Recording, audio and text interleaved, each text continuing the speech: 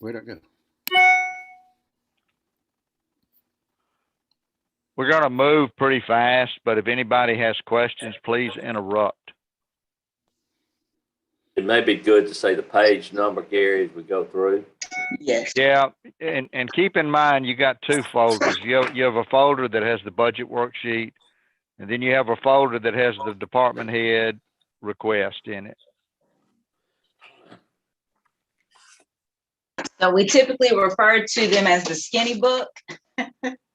And the skinny book is just the budget. These are all of the tabs that we're going to go through in Excel. These numbers in this book, sometimes they don't match what we have on the screen. We pop certain things between the time of printing. I know Michelle did a great job. She's got our bank reconciliations up to date. Some of the numbers have changed based on our June activities. So I'm just impressed that the pages lined up this year. They did. Yeah, 1 out of 5 ain't bad. 2 out of 7. 2 out of 2 out of 7, good. Okay. So let's go ahead and let's get started. And we are on YouTube. So all right, so this is the Crime Prevention Fund. A little bit of background about this fund. This is the fund that any type of confiscated drug or seized assets, this is where that money goes into this fund. This fund was hit pretty hard this year because this is where we spent most of the camera expenditures. So revenue, we really can't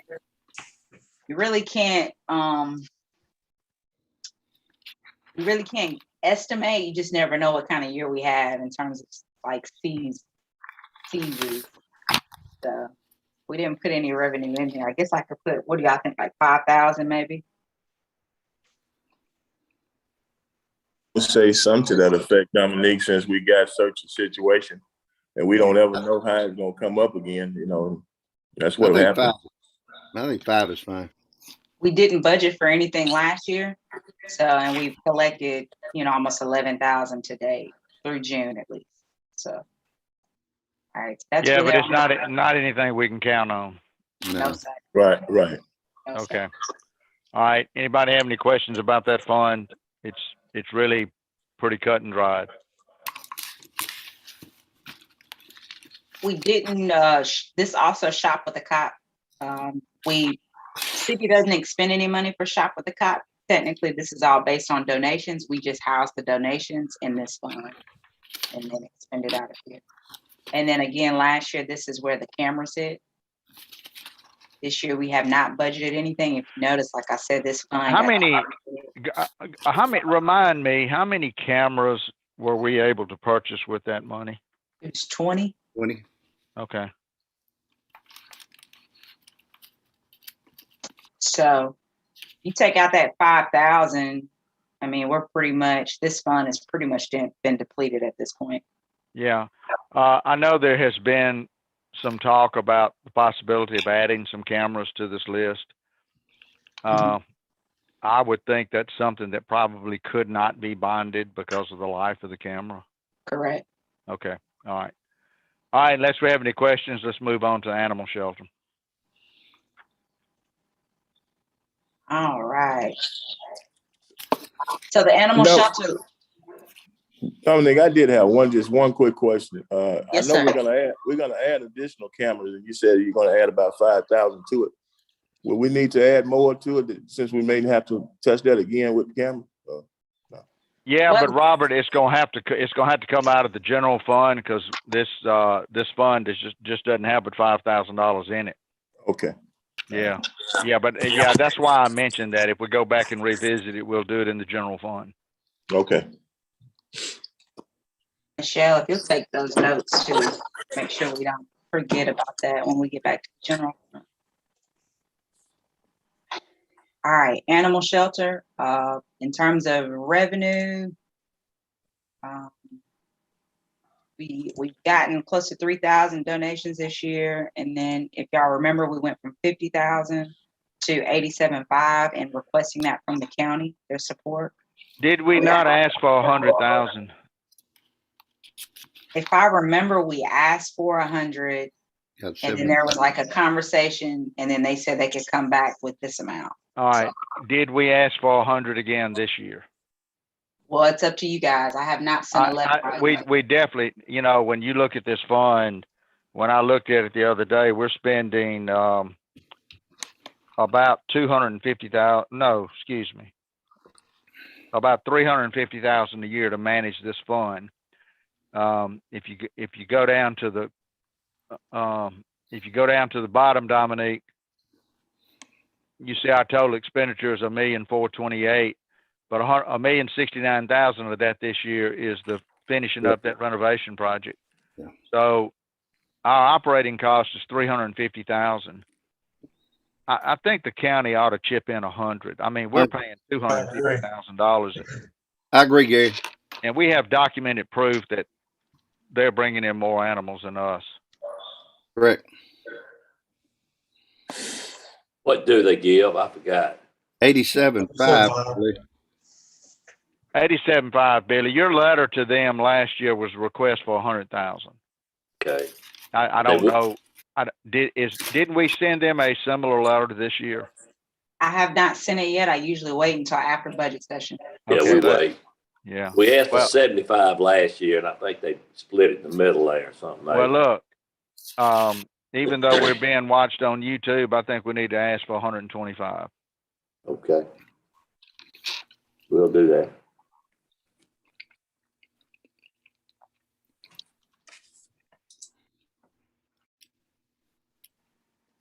That's still less than their fair share. Yeah, and I mean, and still, that's only a third of the cost to operate it. Correct. Correct.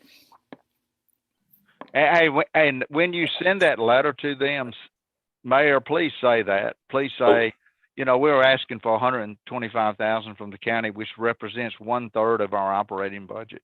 I think Dominic did. We gave them the numbers last year, so we'll do that. Include that again. It's pretty telling, the number. Yeah. All right. So if you'll scroll down to operating cost, go back up to the top. Right. Whoa. Payroll. Right there where it's got pay raise request. Mhm. So does that line item, the 104,000, does that already represent the merit raise? No, sir. So no raises have been inputted in any of your budget line items. No, sir. Okay. All right. Good. All right. So the sanitation fund, historically, we've sent 100,000. Sanitation, we will have to look at this year just based on our garbage costs has increased and all of that. So y'all want to keep that there for right now or increase it? Well, I mean, from a budget standpoint, I mean, we're going to end up at the end of this year, $182,000 in the hole. So we've got to do something unless we can figure out a way to cut some costs down at the bottom. And I went through this budget and there was only one line item that had a substantial increase. And that was under general operating supplies. Right. Well, that one right there went up also. Yeah, right. Exactly. Exactly. So if you compare the 20 to the 15.5. So they're projected to spend 21,000. That's why she upped that. Sure.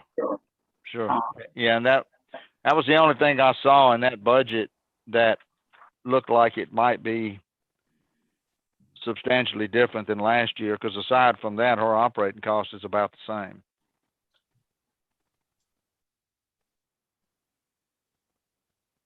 Anybody have any questions? Okay, so we're gonna come back to the sanitation transfer Yeah. after we look at the sanitation department. Yes, sir. Okay. Any questions on the animal shelter? Danny, how are we doing? I know you've been more closely attached to that situation than anyone else. Are we gonna come within budget on the renovation? We should. On the building? Yes. Okay.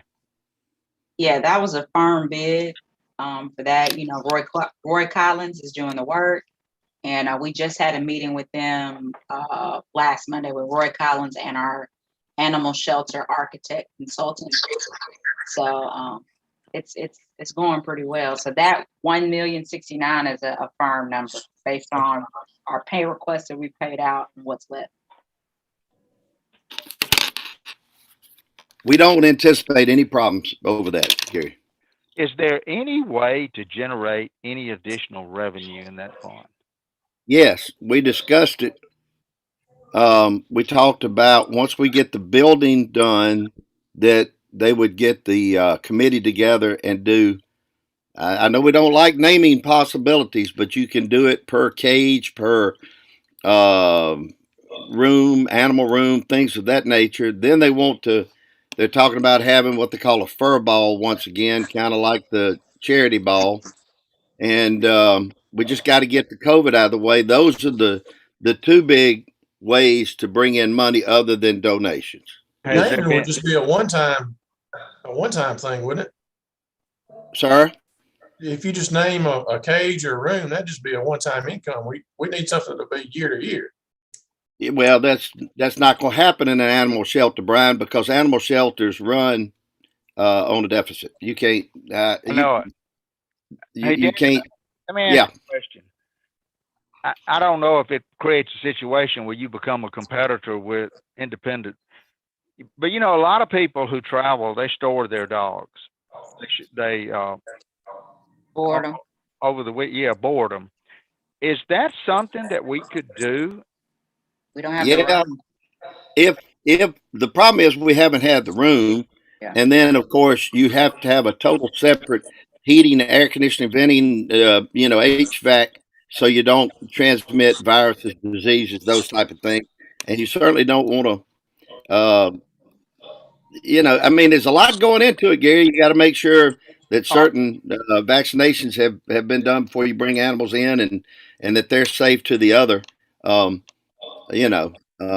population. So we can talk about it, sure. But I mean, there's, I don't know. Go That's ahead. the reason I'm asking. well, I'd be glad to talk to Jamie. Let me talk to her about it.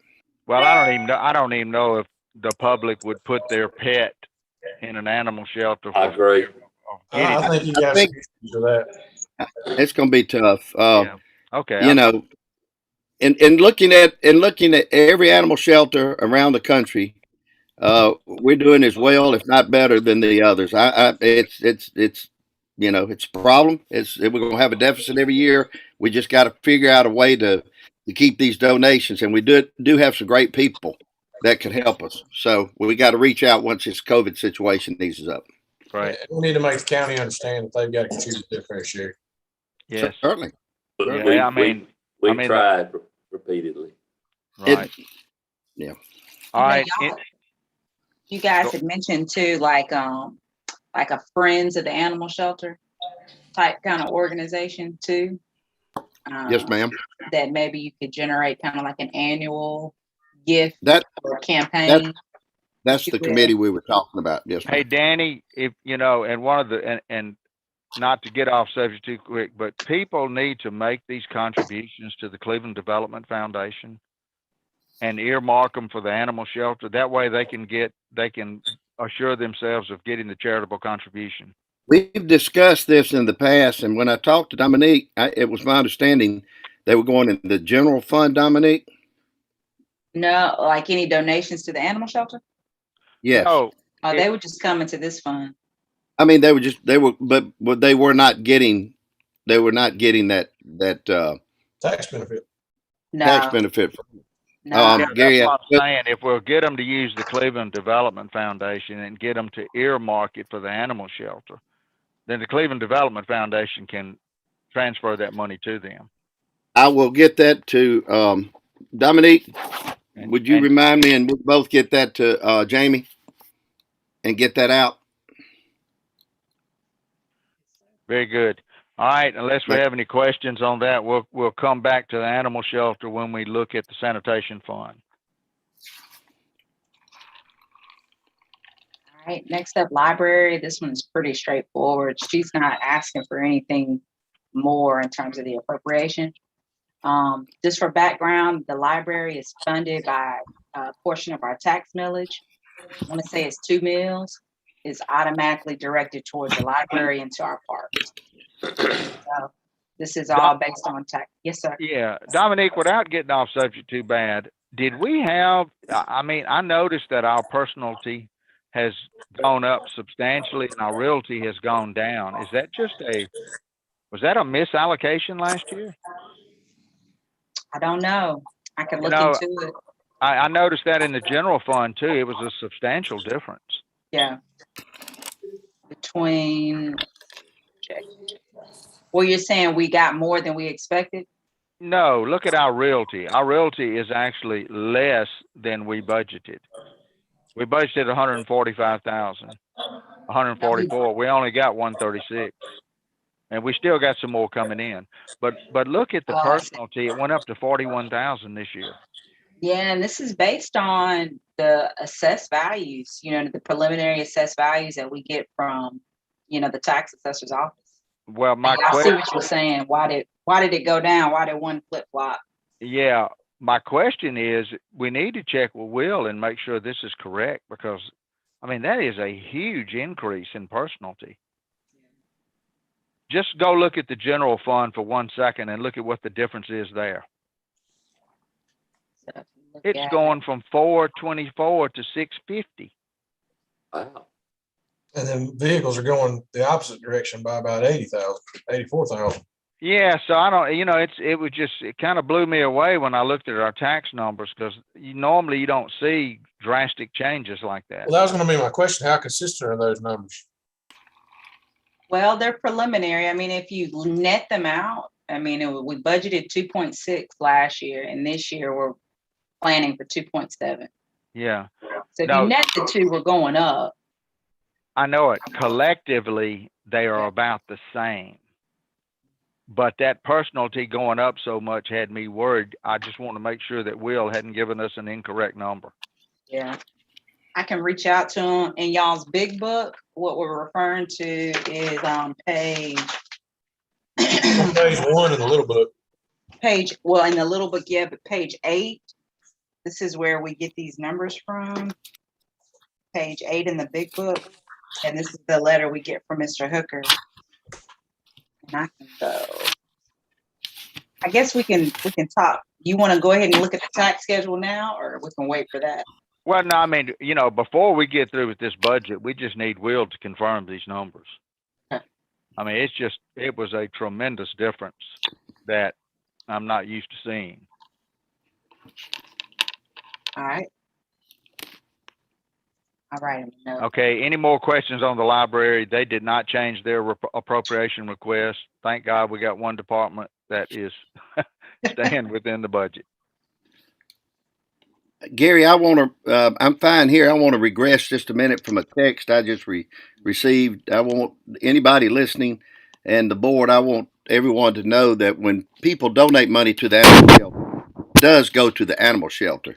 It's just that it may go into a general checking and whatever, and then it's given to this department. So every penny that's given to the shelter goes to the shelter. I just want to say that. Thank you. Okay. I was just trying to acknowledge the fact that, I don't want people to be missing out on tax deductions, and they can. Oh, that's perfect. Yeah, great. Using Cleveland Development Foundation will be beneficial to them. It will. Thank you. Okay, we're good with the library. Yeah. Health insurance. All right, so Dominique and Michelle and I maybe the mayor, I can't remember if Billy was in that meeting or not. We met with our insurance people, and we basically adjusted our health insurance probably back in the spring.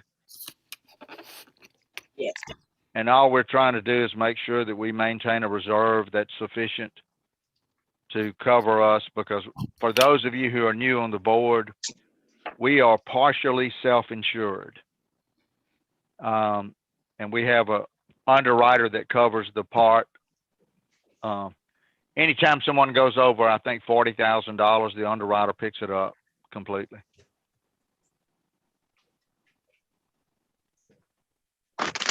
So in your big book on page 164, 165, these are emails from the underwriter that Mr. G mentioned. And every year when we get in the budget, so let's back up. Our plan year starts in March every year. So we go from March 1st through the end of February. And so typically in January, February, we have a meeting with the underwriter to discuss making changes to premiums, deductibles, out of pocket, whatever.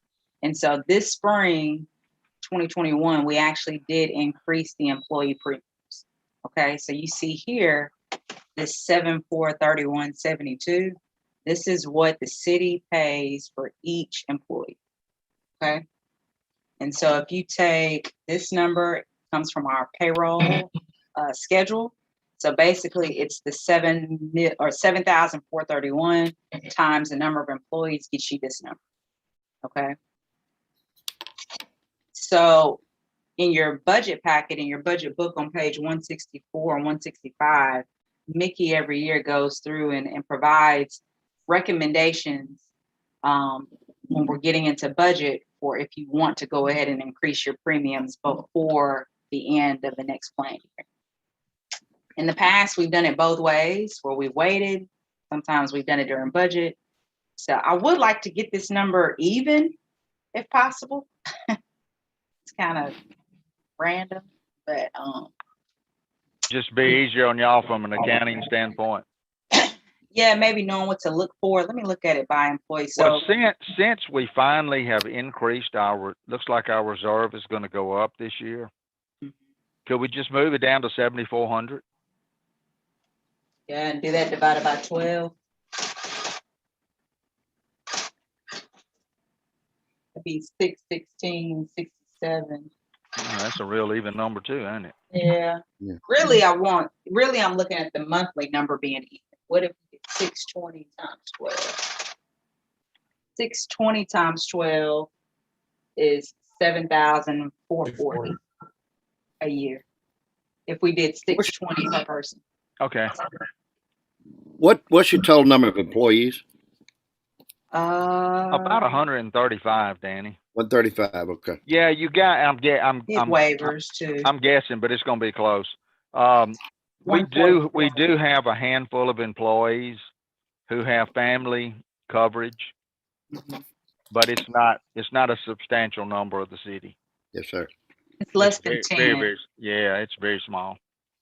Is that because of the cost of the plan?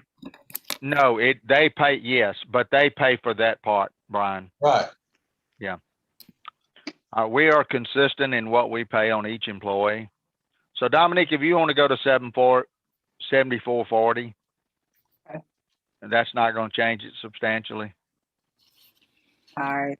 I did But that. now, is that going to transfer to your payroll schedule? No, I'm gonna have to go through and change all the employees to 620. But it literally would go up. It looks like $1,000 if that. Yeah. So we're not actually making changes to the plan. We won't be able to do that until next spring. Right. We With adjusted regards that. to what it costs the employees. Yeah, what they do, Brian, they give us an experience ratio based on the whole city, and then they anticipate what our cost is going to be. When we started this plan, I don't know how many years ago it was, 12 or 15 At their years ago. actuarial. We started with zero. We had no reserve. So we're trying to maintain about a $600,000 reserve just to cover us in case we have a bad year. Okay.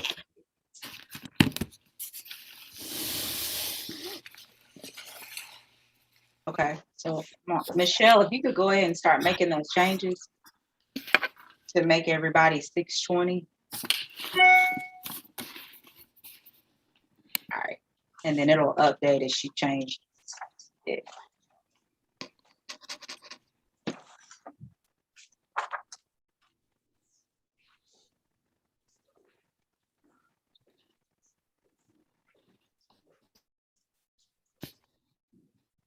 Okay. All right, let's move on to fire protection.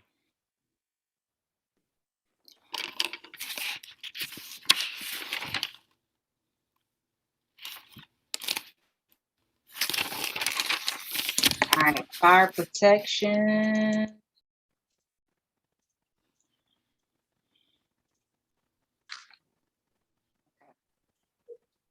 So this fund is funded by the state rebate funds that we have to just do a little bit of documentation every December to get these funds that usually hit in July. And so they have not hit PERP. Again, this budget is through the end of June. So typically we probably have gotten it by now. They go up a little bit every year. I usually try to base it on what we got this year. I haven't seen what we've gotten yet. So basically we're looking at about a little under 70,000 from the state. And then we also get $1,000 per month from Delta State. That's not enough. We have sent letters and we Thank sent a you. letter last year and we didn't get a response back. We've had personal meetings and letters for years.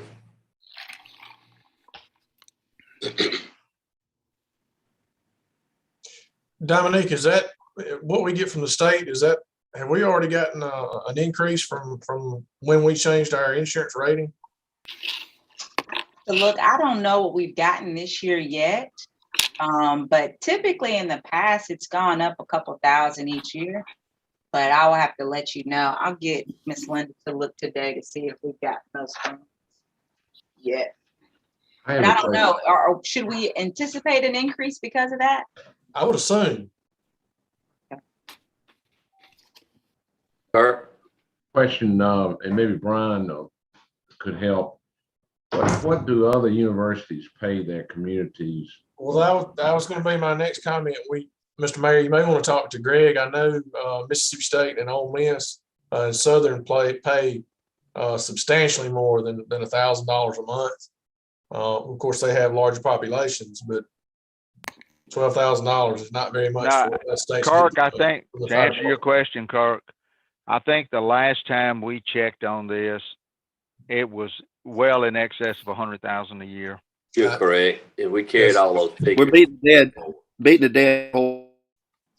Well, look, I hear that, but then again, we have that obligation to our taxpayers. On the other hand, IHL funds these expenses. What are our options in terms of any leverage? And I throw that out for comment. I mean, we're gonna get $1,000 from here on eternity. I mean, It was 500. They just increased it about a couple of years. I mean, Kirk, I agree with you 100%. It's ridiculous, but maybe IHL is a better place to request than Delta State, Mayor. It may be. I know Greg and we can get the figures from these other universities. We carried all that out there for over a decade now. Can we make a note to talk to Chip Morgan? Yeah, I will be. He's our closest representative on the IHL board, I think. I think you're right, and I'll be glad to do that too. And I'll be glad to go back with the same letter and personal visit that Greg and I have done before. But be more than happy to do that and get with Chip. May I make one final comment? Everything in my experience in life is connected. There are connections and there are consequences and unintended consequences. So they refuse to increase this pay, but there's obviously should be other things, other items that either currently they're paying that might be subject to change or something in the future. I mean, it's not fair for this city to provide excellent fire protection and not be fairly compensated. Well, Brian will attest to this. Our ladder trucks are coming up in about 5 years. Yeah, and that is the greatest significance in those ladder trucks are seen at Delta State University. We only have a couple of other buildings in town Until we got the hotels, they were the only ones Right. that we had them for. Anyway, we got To their credit, Delta State did contribute to that 20 years, 15 years ago. Yeah. But based on what they've done now, I find it hard to believe that they're going to contribute to that. Yeah. Well, I think we need to request the will address it. IHL board make a special appropriation to them for fire protection. Based on other universities. I will look into that with Chip. Thank you. So another thing that comes out of this fund consistently each year, we are on an air pack replacement program. And so this year's amount. This is based on a state contract price at $38,000 for 5 air packs. One thing to consider too, we bonded money for this next upcoming truck purchase last year. In the past, we have transferred some of this money towards the truck purchase. So keep that in mind also. Yeah, well, we've got Greg, in Greg's report, we also have a request to start looking at a new ladder truck that they got to buy in 2025, I think, or 2026. So Gary, I've got to speak to that. And you may be going in that direction with the bond market the way it is and the rates so low. Would we be better to bond more for the fire truck that we're getting now and save some of this money in the fire protection fund for the ladder truck 5 years from now? That's an excellent idea. When we get to the fire department, or we get to our bond schedule, Dominic, let's remember that. Brian is exactly right. We can borrow money extremely cheap right now. And we're making so much on our money at the banks, Brian.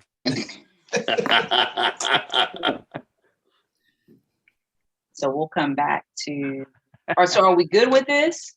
Pretty much. It sounds like we're going to go more in the direction of the. No. I think it's good right now. I think when we get to the bond schedule, we need to, when we start looking at the fire protection, their request in their budget, we need to think about that truck we got to buy in 4 years. Okay. Because it's pretty substantial. I think it was $1.5 million. It'll be at least that. Do you have your block with you? Mm-hmm. Okay, so next, economic development and tourism. So some background about this fund. So when you look on your tax receipt after you leave McDonald's, there's a 2% tourism tax, if you will, on that. We get a portion of that. I can't remember the percentage. Mr. G, you remember? 2%. The 2%, but then we send that to the state, or the businesses send that to the state, and then we get a portion back of the 2%. We get 100% of it. We get 100. Okay. We get 100% of the 2. That, and I was going to suggest going and increase that at 100,000. Okay. I was looking at our sales tax numbers and the trend that's going on, and that 1.1, that $1,120,000 is real. Don't you agree, Mayor? Yes, 100%. Yes.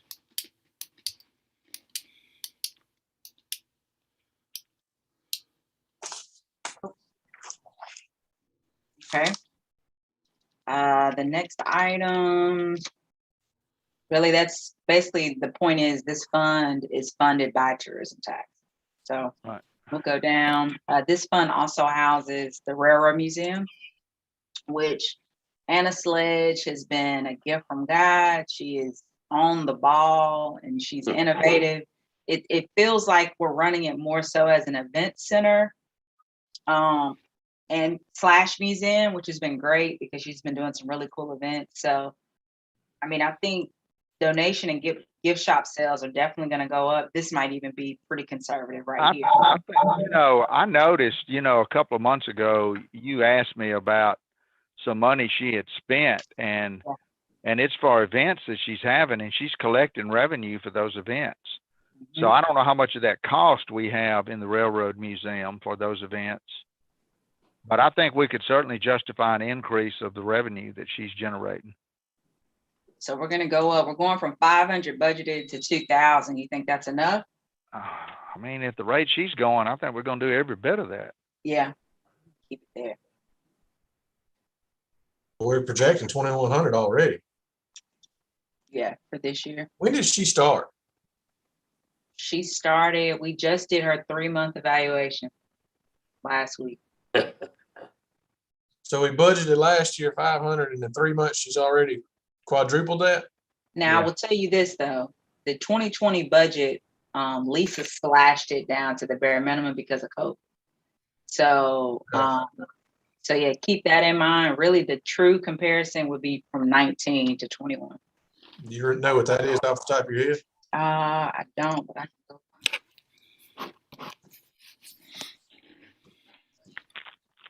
And I know that, I mean, that's a small number, so maybe waste of time, but All right, so we budgeted, we didn't budget anything for donations that year. And we budgeted 2,500 in gift shop sales. And we were projected to get 3,200. So she's doing really good. yes. Hey, Mr. Campbell. Mr. Campbell just walked into my office. So the next thing, so expenditures. One thing I wanted to bring up, retail strategies. This would be the first year. If you guys, we're on a 1-year contract right now. It was for 40,000. Y'all want to do that again? Thoughts? I've had several conversations with, am I getting some interference? I've had several conversations with them. They have some pretty good name deals working with some people here in town now. So I would think so. Are they still making some headway, Mayor? Yeah, they're working. I've talked to them twice in the last week, and they have 2 different ones that I will rather say they're looking at some of the buildings here in town to do. And well, we need a grocery store is what we actually well, that's need. what I was just fixing to say. I tell them that every time we talk. We're having so many comments from the public about the need for another grocery chain. And they made a comment to us when they met with us 4 years ago that we had a $20 million grocery shortage in Cleveland. Yeah. And I think it's greater than that now. I do too. I think they helped us. They made contact with the Kroger, and it seemed to have helped for a short while, but I've been told it's kind of back to where it was. Mayor? Yes, Kirk. I would endorse continuing to do business with them. They're out there promoting us, and they're the only voice. They're our only true voice that can reach things that none of us can ever even. They're connected to all the major players in development across the South. I don't have any idea how to do that. I don't think anyone in Cleveland would have that. I don't think Cleveland or the surrounding area. Yeah. Got to have a cheerleader. You got to have somebody promoting you. And it's a lot of competition, but we at least in the discussion with a lot of different. Well, to sum it up real quickly, they earned all their money when they brought Tractor Supply here. That has been a tremendous addition to this city. And Cleveland is viewed very good by all these businesses out there. I can tell you, we get a lot more looks than you could ever imagine, and that we wouldn't even be looked at if we didn't have this. All right. So is everybody in agreement to add the 40,000 to that budget? Yes. Okay. For one more year, a year at a time. Year at a time. Yes. All right, hey, look, why don't we talk to them and see if they will give us a 3-year commitment at a cheaper price, Mayor? That'd be fine. If we get because if we're going to continue to work with them, let's see if we can't get a better rate. Okay. Be worth it talking to her. Okay, They did that the last time. They gave us a they better rate. did, they did. The sculpture garden, what is it? Do we have another purchase coming up this year? I'm not sure if we have another purchase. We just renewed, was that 2020 when they just put the new sculptures down? And it's a 3-year deal, isn't it? Right. Let me note that and come back to that.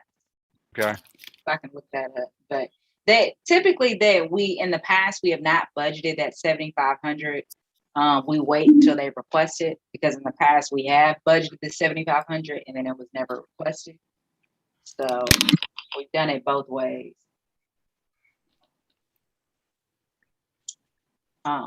So the stadium turf commitment. How many more years do we have? How long do we have on that? Yeah. All right, let's. It should. I was thinking it's like 5 years left. You kidding? That's not just the turf. That was also the renovation to the baseball field. Yeah, we added. It was a combination of the turf and the Did we baseball. put them together or something? Yeah, you know, Baseball and football? what we did, Billy, we extended our commitment to include the baseball field when they completely redid it. Gotcha. So not to beat a dead horse, we're paying $45,000 for the fields, and they're giving us $12,000 for the fire department. Point well taken. That's Brian, that's where you have things are connected. There seems to be a disconnect. That's what I meant. You know, Always has been. when the world goes around, you do hit these points.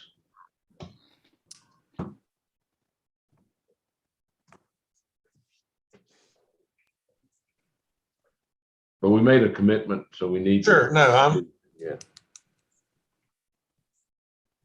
Okay, the next item on the list is the 45,000 we're committed to. We can't do anything about it. Right. Next item is the Chamber of Commerce. You know, I know they're doing a better job, and we decreased them 100,000 last year. They asked for 363. We cut them back to 263. But a $400,000, you know, that's $137,000 increase. Yeah, that's a huge jump. And right now, you know, that retail strategy thing is absolutely a must for us. Why don't we reduce that number 50,000? I have a question. Okay. What is it that if they received an increase, what is it that they plan to do with that extra money? I think that's a good point. So, All right, in your so big if book, you read their documentation, Kurt, What page? what they're doing is they're hiring a new tourism director, and they want an increase in pay there because they say that the other tourism directors around the state are getting paid more. But they also 15 to asked for 33%. an assistant tourism director. 174, guys, 174 to 181. In Thank your you. big book.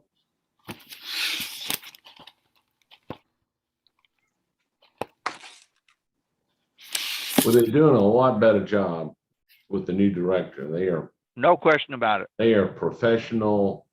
It's a night and day change. And I think a new tourism director with proper qualifications and experience will, you know, certainly ignite that part of our economy. But I do think that's a little bit of a stretch in terms of the amount. I don't know that we need an assistant either. I think we ought to just make progress this year and then next year readdress it. Everybody okay with that decrease? Yes, sir. Okay. Yeah. Got some street lighting here, and then go into our appropriations. So Delta Center, y'all pretty much cut mostly everybody in half last time. So Delta Center was 12.5 last year. They're wanting 25. Their state funding has been cut tremendously throughout the past few years too. Here's the only problem I had. I read their report from the Delta Center. They didn't do any tours last year. So what did they do with the money we gave them? I mean, that's the only thing I didn't understand. I'm sure COVID had everything to do with that, but that is still, I don't know that much about it. So Yeah, I don't. Here again, Where was that report, dude? There was a letter in there in the big packet. I can't remember where it's located. But I just remember in his letter, he said, we didn't do any tours last year because of COVID. So Right. if they didn't do tours, what did they spend the money we gave them?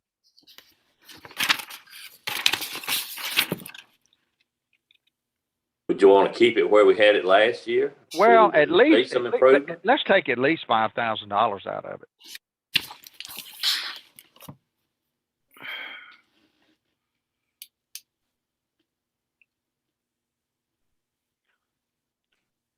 The Glenn Foundation, I mean, that is an excellent organization.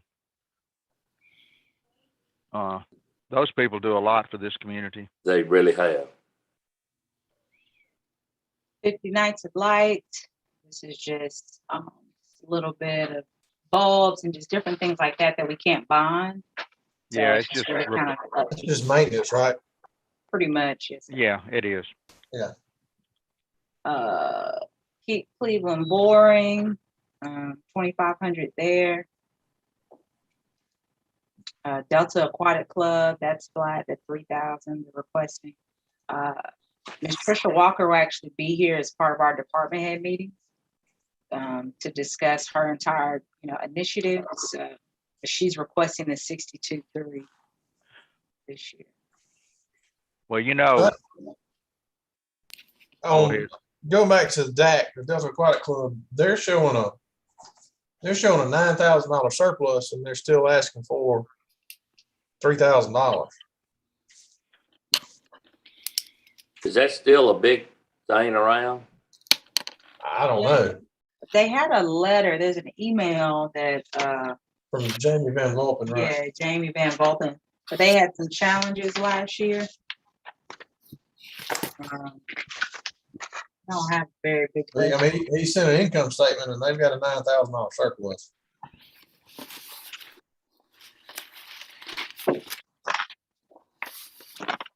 They want a $12,000 surplus.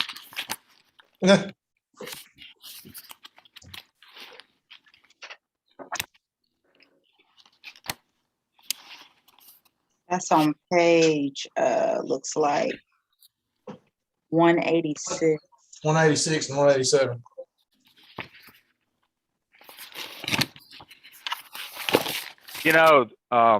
The good thing about every one of these organizations, they bring people to Cleveland. A lot of folks.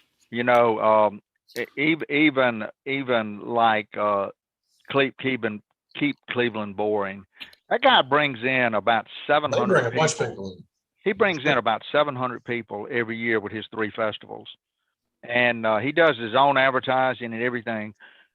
And Delta Aquatics does a little bit of the same thing when they're in full force. So, I mean, if y'all want to reduce it a little bit, let's do that, but let's keep funding them. Yeah, those people, when they have those meets, there are hundreds of people that stay in our hotels. Exactly. Spend thousands of dollars, and they're all volunteers. They work really hard. Yeah. How much? We get our money. We get our money back. Get our money tenfold back. Yeah. Yeah. I'd leave it. I'd leave it at 2,000. And the Deep Roots music, I mean, it's already. It's unbelievable. It's getting better every time. She's drawing bigger and bigger crowds, and I mean, people are really getting into that. Yes. And we have a really good venue for it now. Yeah, I mean, they're keeping the restaurants full every night she does something. Yeah, and the Ellis theater is a tremendous venue for it. She's Yeah. growing. I think that's a good figure. We have a lot of great talent around here too. Billy Niles gonna start singing. Yeah. All right, the Heritage Commission, didn't they ask for a $2,500 increase? Seemed like I remember reading that. See, they're on page 207. I think they went up because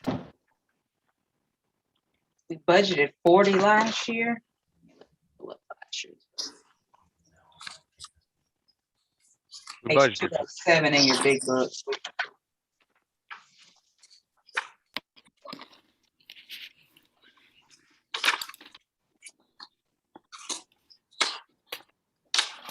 I don't know if they asked for an increase, Gary. You're just saying 7,500 was going to be spent for updating guidelines in the historic district.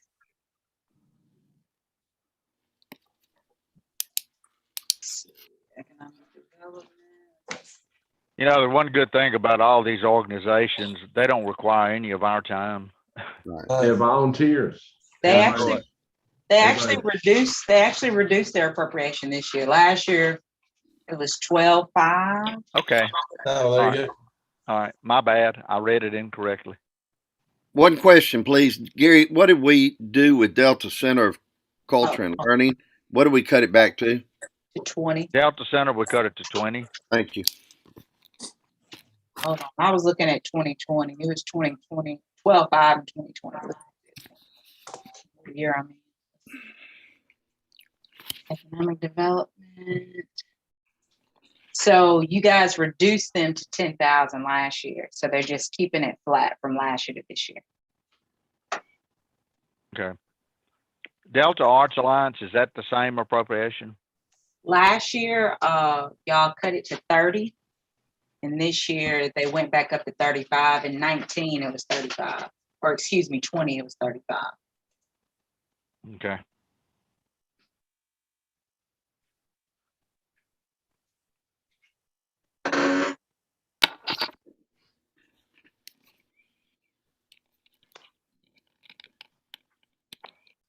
I think it's Okay. a good investment that we made. Yeah, it is. It is. They do a lot of good stuff. They have raised about $2 million to renovate all that property in about 20 years. And so it's a tremendous asset. They volunteers, they deal with children. Y'all may know this, but prior to COVID, they taught art education to over 5,000 public school children. COVID was a tough year for them.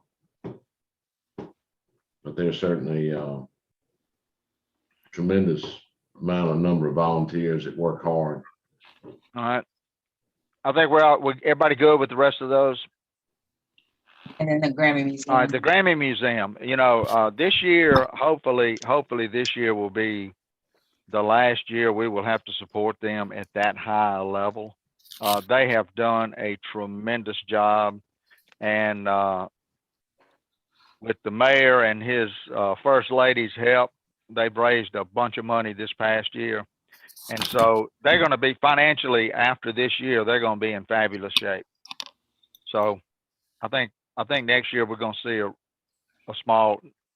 some kind of reduction. I don't know how big or small it's going to be. The state was really good to us again, and we've had a lot of people that have been really good to get this. Yeah, I think we need to give Miss Becky and the mayor really a round of applause for all the work they did. Thank you. Thank you. Well, we know who did it. I just did what I was told. Well, Gary, one thing to mention, Indianola gives 100% of their tourism fund to fund BB King because they don't have the hard workers and the donations coming in. Right. So this really shows us how well we're doing. And thank you, Billy. Thank you. Well, I mean, and you're talking about a museum that operates on about $1.5 million a year. Yeah. and they're doing, and so we're actually contributing a very small part to the success of that museum. And anybody who was paying attention last week saw buses all in Cleveland from the contracts that they've made with the riverboat company. Oh yeah. Oh yeah. It was unreal. It was great. It was great. All right, Railroad Heritage Museum. Yes, sir. All right, my question right off the bat is, what in the world is going on with the engineers? I thought they were volunteers. She wants, no, they've No. historically been paid $15 an hour. She's wanted to increase them $5 an hour. So that's one of the main. It's 25%. That's 33%, excuse me.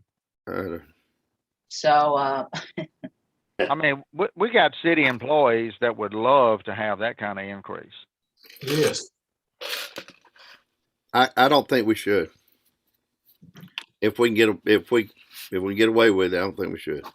You know, and I don't mean this to sound ugly, and I would rather have this conversation with Anna, but how sophisticated is it to run a toy railroad? Well, I think they're pretty protective of it, and you got a lot of fragile parts and technical things that go into it, but I don't think it merits that. It's not that they're not good people. I just don't see that we can afford this. No. and keep in mind the 40,000 here in 21, that was COVID cut. So if you compare this to 19, it's a $23,000 increase.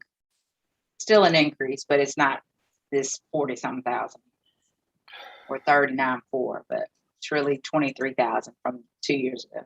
It may come down to one day having volunteers to run the trains, but I just I can't see us going up, increasing this. I agree. So if we assumed that we went back to a full year of operation, are you telling me that number would be about $57,000? Yes. So if you go At which figure? So at it- the $15. I would say yes. So the increase for the engineers is actually 17.5. Part of the increase to contracted services, the additional increase is for other things that she has in that line item. So you have to look at the increase to the engineers is, I've got that spelled out right there. It's 17.5, which is still a substantial increase. So she wants to, it's on page 211. So like Michelle said, the raise is the biggest part. I think she's wanting to, she's got the alarm system that she pays for the building, includes pest control, weekly cleaning, AC filter. That's only about $6,000 a year for everything else. So the train engineers are the biggest portion of it. I know, but we've got so many city employees that don't make $15 an hour. Right. And these guys, I'm sorry, these guys are working in an air conditioning. We got public works guys that are out there working with weed eaters and all kind of stuff, making $11 Those guys an are hour. retired too. Yeah, I don't think we need to approve that increase. No. Yeah, there's nothing wrong with a fight for the employees, but you got to be realistic, as you just stated, man. And that's just not appropriate right now. I think you take out the 17.5, Dominique. I agree, Gary. Right. So next, she really didn't change much of this stuff. Got some advertising. She's doing a lot more in terms of events. Yeah. She could justify that though. All of this is justified. Mayor, Yes. I have a suggestion. Yes, sir. I did a synopsis of the money that we give all of the charitable organizations and the departments in the city that do advertising. Right. And in 2 years ago, we spent, when you went and looked at the marketing budget of all these companies, all these entities, it was over $400,000 spent for marketing. I think we need to, if we have to do it, we need to have a joint meeting of the Grammy Museum, the Railroad Museum, the BPAC, and all these other people that receive funding from us, and get them to coordinate their advertising. Point well taken. I know I said something years ago when Judson was there, when we first started the Grammy Museum, that we all had to be on the same page. And for whatever reason, it never happened that way. So without a doubt, there's a lot of money being wasted that we don't have to spend, that we could coordinate these people together. So I agree. We need to do that, Gary. Yeah, so I would, if you'll make a note, if we can get these organizations together, if they would piggyback on each other, and the Grammy Museum would help advertise for the Railroad Museum, and the Railroad Museum would advertise for the Grammy Museum, I believe it would save us all some money. I think a lot. Good. Are we good with this budget? Yeah. I'm good with it. Ma'am, I'm so glad to see that budget starting to get positive again. Yeah, no doubt. Amen. Yeah. All right, so we're done with that. We'll move on to USDA. This really isn't anything. So a few years ago, we partnered with Delta Meat Market to do a grant through the USDA. This grant pretty much bought all of the restaurant equipment that they use in Delta Meat Market and Bar Fontaine. And so as part of that agreement, they pay us, Delta Meat Market leases this equipment from us. It's a 7-year lease. And the annual lease is $4,600. So I don't know why this is that, but change that. But anyway, it's going to be that $4,600. So there's nothing to it. We don't have any expenditures out of it. It's just money that's. No, we need more of those. We need more of those deals. Yeah. So we're good there. I'm gonna take a look at that.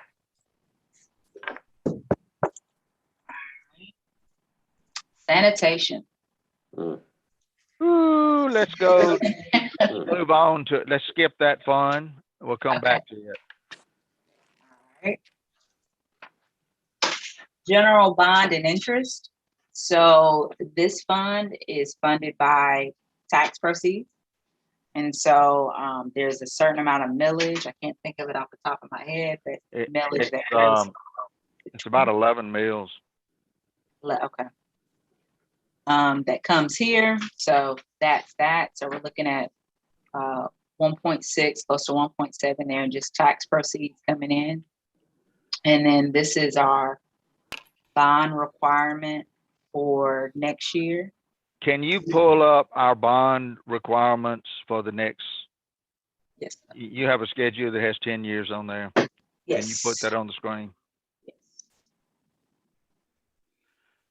Reason I'm asking this question is right now we've got 3 pretty heavy years in front of us where our bond requirements are pretty substantial. Then after that, it falls off. See, but we've got next year it's 191,000, and then the year after that's 149. Of course, that's going to go up some because we're going to obviously do another bond this year. Right. But so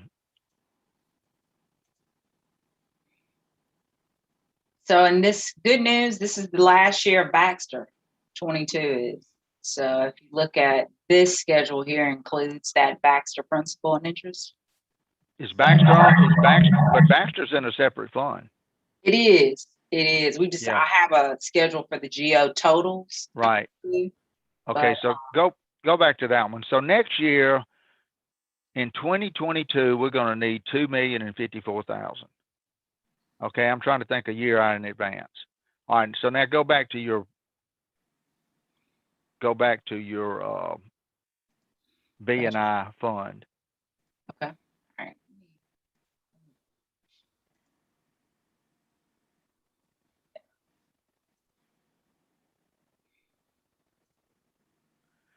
Okay, so here's where my concern is. Our revenue is $1,674,000. Next year we got to come up with $2,154,000, and the year after that $1,911,000. So we are running well behind schedule in terms of collecting enough tax revenues to cover our bonded debt, at least for the next 2 years. The 2 million though, I Oh, mean, that's right. That included Baxter. yeah, that includes Baxter. So if you Okay. look at, take out Baxter, it's just a 1.846. Okay, so 1.846. So you still $170,000 short.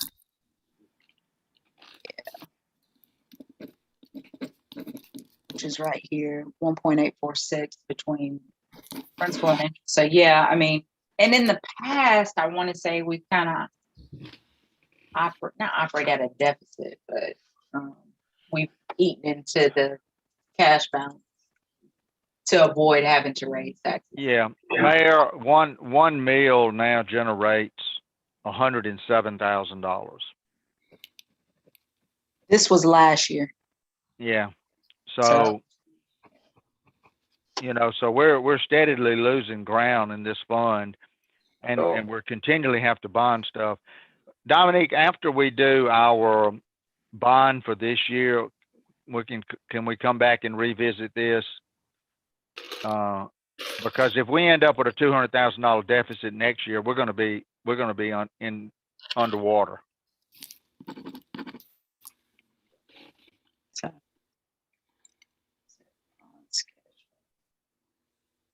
So an extra meal would put us at 200,000 in the cash balance, and adding a meal to the bond and interest fund does not impact our 10% increase number.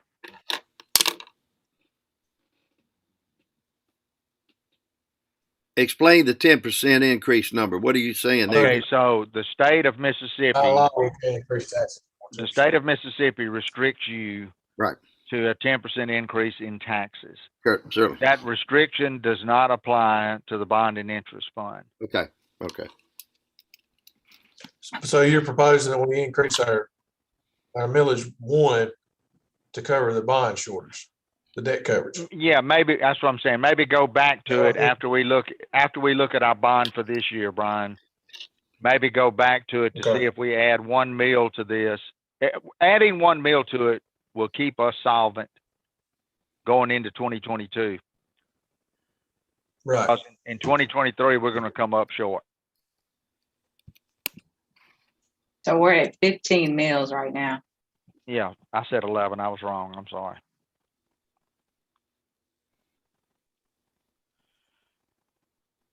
But you know, the bottom line is our bonded debt is what allows us to keep our infrastructure in decent shape.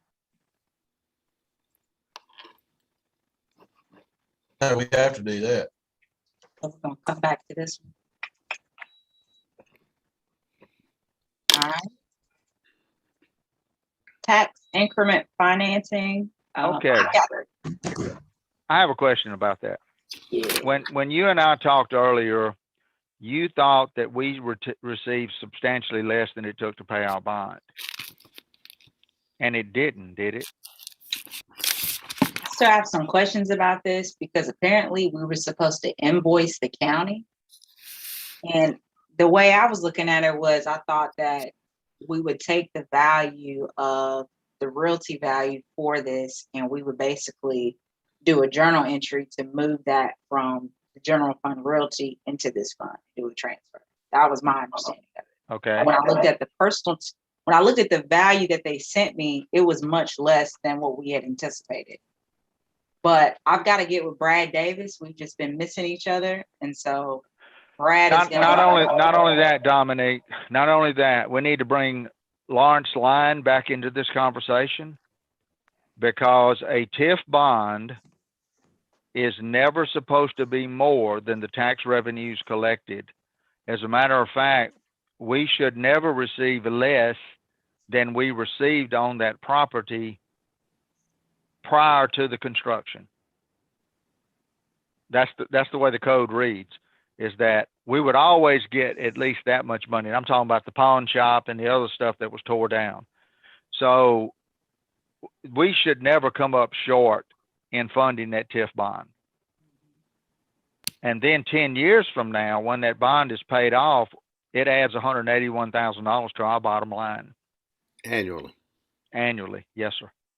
So we can come So- back to this one, because Yes, we do. We need to talk to Larry Line, Lawrence Line, or whatever his name Lawrence. is, and Brad Davis. but we did go ahead and make the first round of payments this year, as y'all can see. Yeah. Paid it. So we didn't lose but $900 this year. Right, but I had this is what's projected from what Yeah. we're supposed to get, but we could get more than that. I just haven't gotten anything back yet. Just gotta Okay. figure out how to get the money back. All right. So it needs to be a joint conversation with Will Hooker, Lawrence Line, and Brad Davis. All right.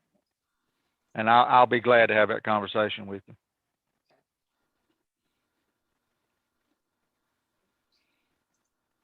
Baxter bond, again, this is the last year in 22. So we'll finish projected $3,200 after we get done with all of it. Yeah, and I want to go on and once that, I guess we could wait till the end of the year, but once that thing is finished, whatever excess money is in that fund, I'd like to reconstitute it to the bond and interest fund. Okay. You know, with us potentially having this surplus, do you want to, you know, in the past, we've transferred a little bit of money from economic development and revolving. Should we just zero that out? Yes, I'm sorry. That's exactly where it should go. And the reason that happened is because we gave Baxter a 1% interest rate on that bond. And so we had to supplement it with just a little bit of money every year. I'm gonna take this out here on this side. Brian Bishop just said that his internet went down. Mine's been going in and out already. Brian, Brian's back. yeah. You muted, Brian. Larry, I apologize. We're having some internet issues over here. I see that. It's downtown.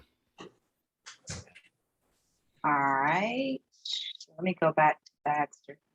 We took that out, so I mean, this is pretty straightforward here.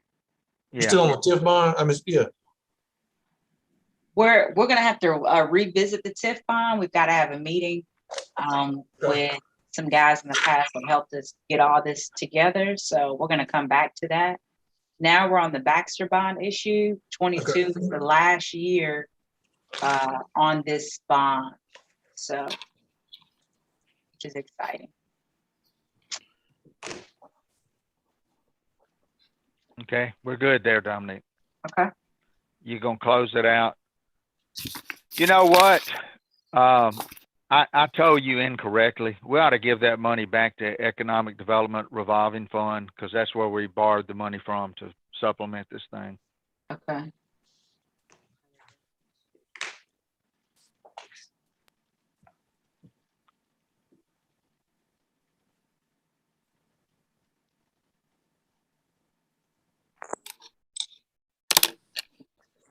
All right. I think we're Public done. Improvement Bond. Yeah. Oh Lord, I tried to understand this one. I'm glad. I hope y'all understand it. So let me pull up the schedule.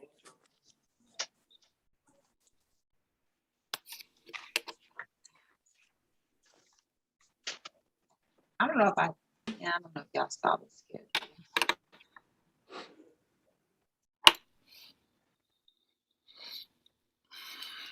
Did you do, just out of curiosity, maybe you fixing to pull it up? Okay, you're answering my question. You're thinking way ahead of me. Okay. She always does. What? Okay, so what's your question though? Well, my question was, have you summarized the unfinished project in every PBIF bond? Yes, sir. Okay. So like at the bottom of, let me unfreeze this thing. I'm sorry y'all for these schedules. They're kind of crazy, but they make sense to me. I'm trying to explain them. So what we do let's start with something a little fresh, a little cleaner. So this is our 22 bond schedule that I've kind of already started. These up here are, let me make this bigger. These projects up here are projects that we've been awarded a grant. And so we just have a little bit as far as a match that we have to put in for those, but this is the cost of those. And so as we get into the year, what we end up doing is I end up basically tracking. We have an engineering budget right here. I track what we spend, okay? And then this column details what is remaining. I have these highlighted in green because these are those grant projects that I just mentioned on the first tab that we're going to push forward to the next bond. Okay. So that $406,000 represents the amount due on that public improvement bond fund on your fund schedule. Yeah. Correct? Should. So what? This is 21. So some of it is, yes. So if I take, you see everything that's not highlighted in green, if I sum those up. I see the 196,000. Okay, very good. Yeah, you see that right there? Yes, ma'am. And then same thing for the actual schedule, like the actual construction. So everything that's not highlighted is budgeted here because essentially we still have money to spend in this bond. Okay. Okay. Very good. Okay. May I ask a question? Sure. Yes. This might not be time to bring it up, but regarding Fiducia Park and these other infrastructure improvements, we spoke of talking to this gentleman in Jackson. Are we still planning on doing that? Yeah, he had asked, he tried to get a meeting, but he wanted to do it this week, and he's gonna get back with me first of next week to try to get a Zoom meeting. Leave Danny, it up to you. Danny, Yeah. remember to bring that back up when we get to the park fund. I got it. Thank you. All right. So that's what I've done. I've summarized and then determined what we have left in these particular bonds. So in 2020, we had 641,000. 2021, 1.9, and then in 22, this number will fluctuate as we make changes to this bond schedule here. Okay. Okay, so my question that always concerns me, because I remember one year we made a mistake when we did this, and I just want to make sure that our ending cash balance, that 2.7 million, is sufficient to cover all of the remaining bond cost. Not bond cost, excuse me, construction cost. Yes, because we have budgeted for everything that is remaining. Okay. Gary, what's our bonding capacity? I was looking at that. I think Dominic actually had to pull it up to the screen earlier. And I think that number was, we still had over $4 million. Yeah. Okay. Thank you. That's what I had it as for. Yeah, it may even be more than that, but I know Okay. it was at least, I think it was at least 4. Thank you. And if you remember up here, we have, let me make this bigger. We have grant proceeds that are coming in and offsetting these costs. So Fayette Davis, we've got a little bit over $1 million coming in.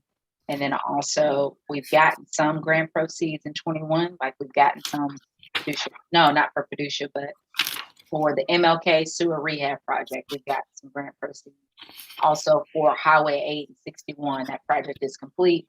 And we got grant proceeds for that. That's actually reflected up here. So we'll get some money back. And then here, this is 22, what our anticipated grant proceeds are. And then also right here, this number is going to equal what the final bond amount will be. So if we get the bond down to 1 million, it will eventually here. See this number here, the 3 million too? Yeah, well, so you're anticipating a $3 million bond. Well, we know that ain't gonna happen.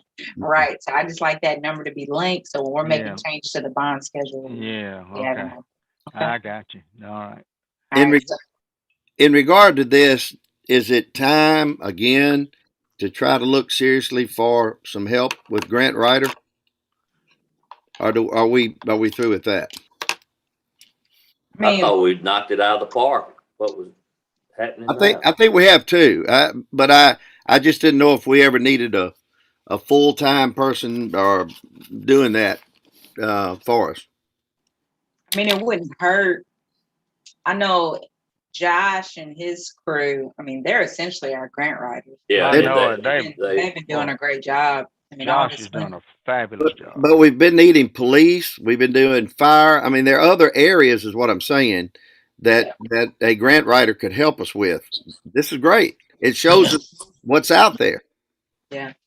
Then do we still have Dominique, Miss, I can't remember the name. No. From the Cochran Farm? No, Reed Cochran. No, she hasn't worked with us for about at least a year. No production. Okay. No, she just decided to step away from it. And she moved. So she doesn't do anything, but Clint Johnson does a great job with his grants. Sure does. He applies for grants. He gets. I would like to discuss it at some point because I think all the way across all of these departments, we do need help. But this is great. This is great. Don't get me wrong. I think in working with Reed, honestly, she did a good job of putting the information in the application, but she still had to ask us for all the information. Yeah. So I would rather, if we did it, somebody that's here every day in-house that starts to understand our operations, because the time that we don't have now, we don't have the time to just basically tell you everything and you write it. I'm gonna tell you how realistic what you just said is. That is the sole reason the Grammy Museum is where it is right now. Emily Havens has done a better job in the last 18 months of writing grants. She has gotten a ton of money for that Grammy Museum. It is far better if we had somebody in-house that was always looking at every department and trying to find stuff that's out there. Amen. It's finding the right one. Yeah. These independent people, it's like Dominique said, they'll put the grant together for you if you tell them what to do. You're doing the legwork. Yeah, you do all the work, and then all they do is they just write it up. Let's approach that. And collect a fee. I think we need to talk about it tomorrow. I agree. All right. Dominique, this looks great. We will come back to this when we address our 2022 bond. Okay. All right. General Obligation Utility Bond Fund. So this bond fund was created just for our water meter installation project. Okay. So we borrowed $1.9 million $2 million to basically fund the purchase of these water meters and the installation.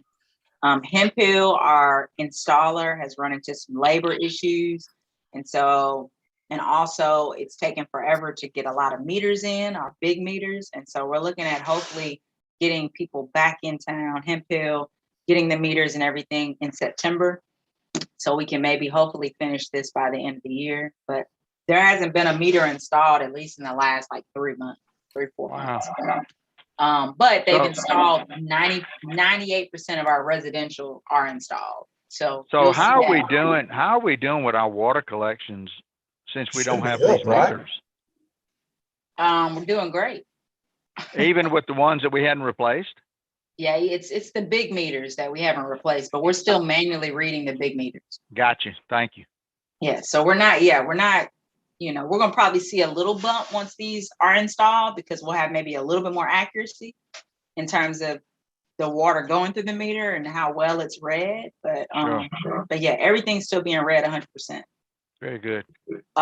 This fund, we're going to spend, I need to look at this number because we're going to spend a lot more than the $2 million, just based on the fact that our old system had a lot of meters that were misrepresented, undersized. Yeah. So for example, on paper, when we sent a report to Central Pipe, which is our supplier of meters, hey, we need 500, 5/8 inch meters. Well, we technically had, 200 in the field and 300 were 2-inch. Well, 2-inch meters cost a lot more than a 5/8 inch meter. So we had some changes. So we've spent a little bit more. So we'll just have to. Hey, has our bond council been notified of this additional cost? No. Mm-mm. No, excuse me, our Siemens council. No. I mean, they need to know in this lawsuit that we're going to be spending about $400,000 more than we thought we were. Because part of that lawsuit includes the replacement of these meters. So basically, like our attorney. Yes. All right, Dominique, this is good. You can move on. So what we're probably going to have to do, though, because our auditors came in and said basically we can't spend out of a fund that is in the deficit. It's in the deficit right now. This fund is, because we've spent more than $2 million already. So we're probably going to have to do a transfer from sewer, or we can combine this whole fund, close it out, and move it all over to sewer. Right. Okay. I guess we can come back and talk about well, that. Why would you not? I had them separate last time so it wouldn't get muddied up and lost in the sewer fund. You know what I mean? In terms of just how much it's going to cost us to just completely do this project. Maybe once we close the project out, maybe close this fund out to sewer. Yeah, this fund will not, once we finish the project, this fund will disappear. Okay.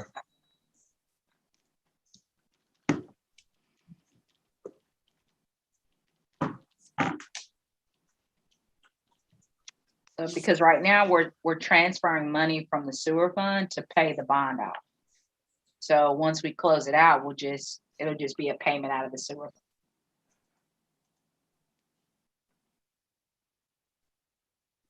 Yeah, follow me? Yes. No, ma'am. Move along. You good? All right. Airport improvement. Y'all might want to, I know we're going to have a meeting this afternoon with some folks about airport. Do y'all want to wait to? Let's go on and cover it. And then that way, when we meet this afternoon, it might make more sense. Okay. So this fund basically is where we house all of our airport grants. So any major capital project out at the airport hits this fund. Okay. So up here, Clint has already told us that, hey, we potentially could get $111,000 from MDOT emergency grant funds, and then additional $32,000 for COVID relief. So that's where we have the 143.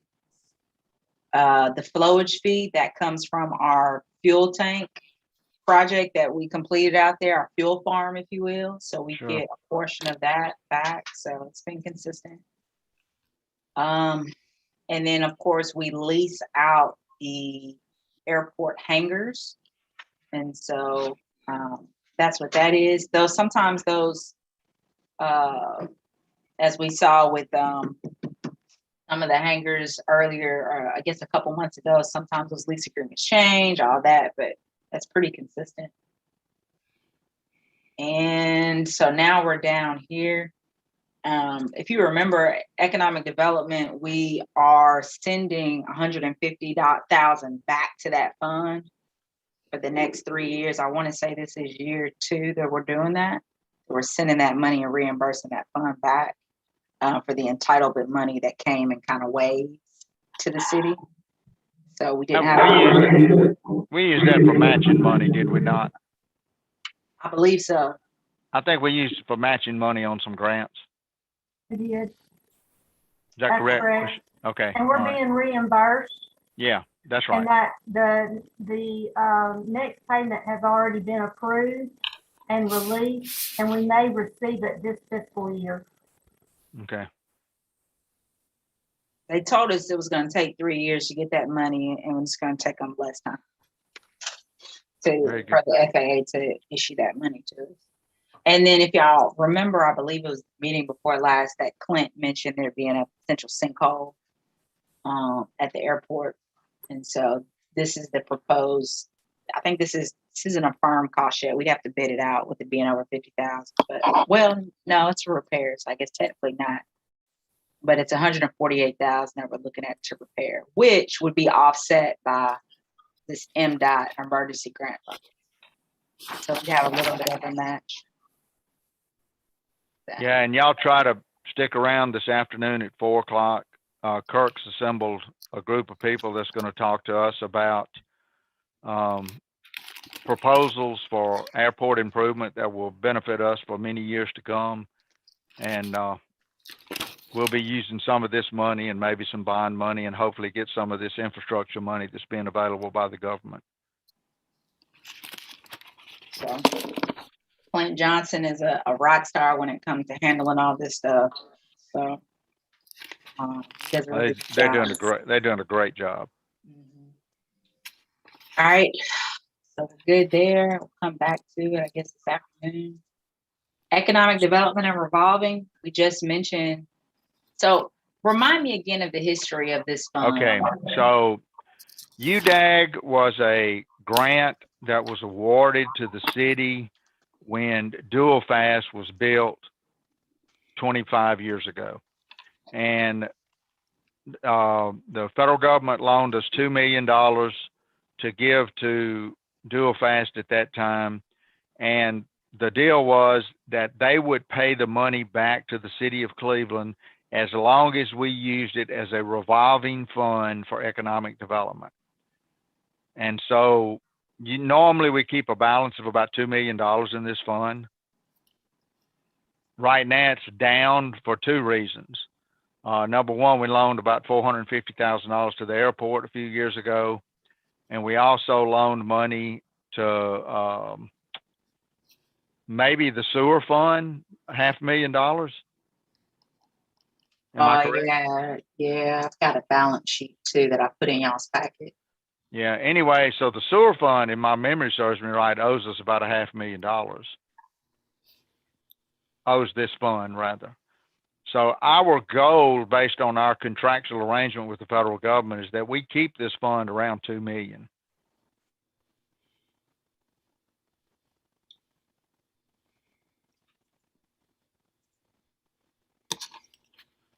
Quite frankly, that was done 25 years ago, so, and nobody's watching it. This is just up to us to maintain it. All right, go back. Sorry, I've got my email.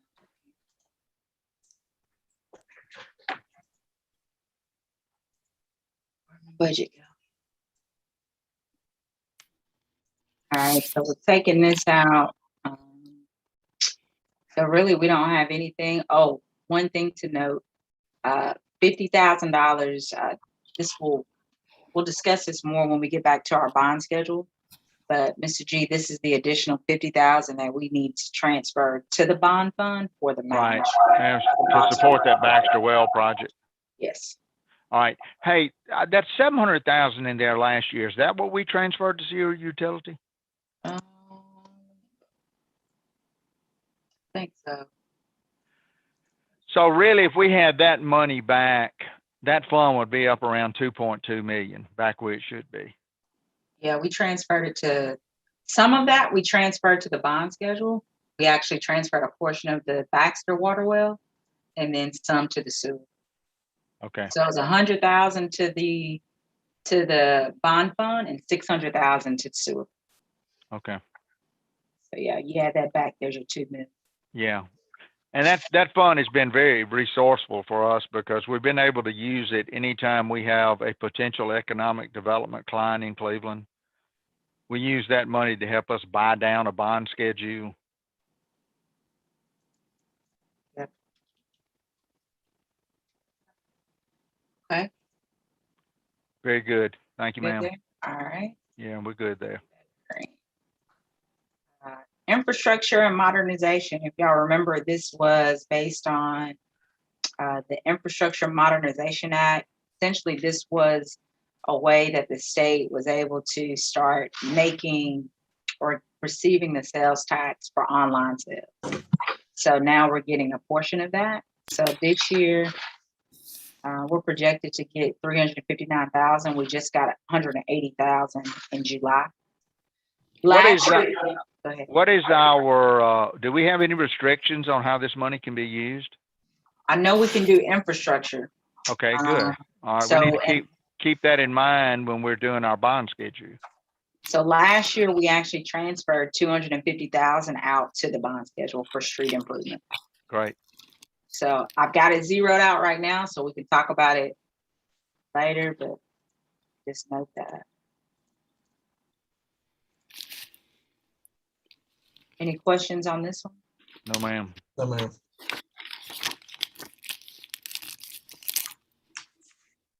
All right, here's a new fund. I like this fund. So this is the money that we've heard been talked about for the last few months. The lieutenant governor was here not too long ago talking about this money in particular. And so we have received our first tranche of this money. So we received 1.3. This money specifically, number one on the list for them is water and sewer infrastructure. Wow. So just a heads up on that. We're scheduled to, and we'll receive the other half of it next fiscal year. So which will put us at pretty much 2.7. So we anticipate interest and all that. We don't have to move fast on this money. I mean, I think we have until, Mayor, correct me, I think it's like 2025. Yeah, we do. To make a decision, and then you got 2 more years after that to actually spend it. So Okay, so do we have guidelines as to what that can be spent on? yes, I can get you guys the guidelines, yes.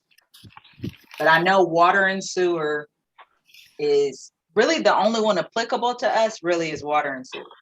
Oh, really? Yeah, because the other stuff. Well, this may be very helpful in us taking over our sewer plant. Yes. Okay, very good. I'll send you guys out those requirements. So it can't offset that one meal that we're talking about. No, it's not for operations. No. It would have to be for, it'd have to be Actual for infrastructure. improvements to infrastructure. Certainly, I'm just making a point. All right. I have a question. Is there any anticipation that the state currently has additional funds on hand that have not been allocated? Yes, it is, Kurt. Yes. We've been told to be ready, and Josh knows to have these other things in place that we may get some matching funds from the state, because it's going to be somewhat of a windfall. It's up to the legislature, I think, to allocate that in some way. Correct. in a But special we've been session. told that to be ready with our projects to go to them, and Josh is doing that. Is this what you've been talking to the lieutenant governor about? The lieutenant governor's talked time and time again to me about Okay. it. Very good. Right. Next, our last fund for right now is the small funds. It's our unemployment compensation fund. So really not much to it. So Yeah. It is what it is. so y'all want to take a break maybe, and then Let's all take about a 15-minute break. Thank you. If y'all need to answer phone calls or what have you, and let's come back in about 15 minutes. Thank you. Thank you.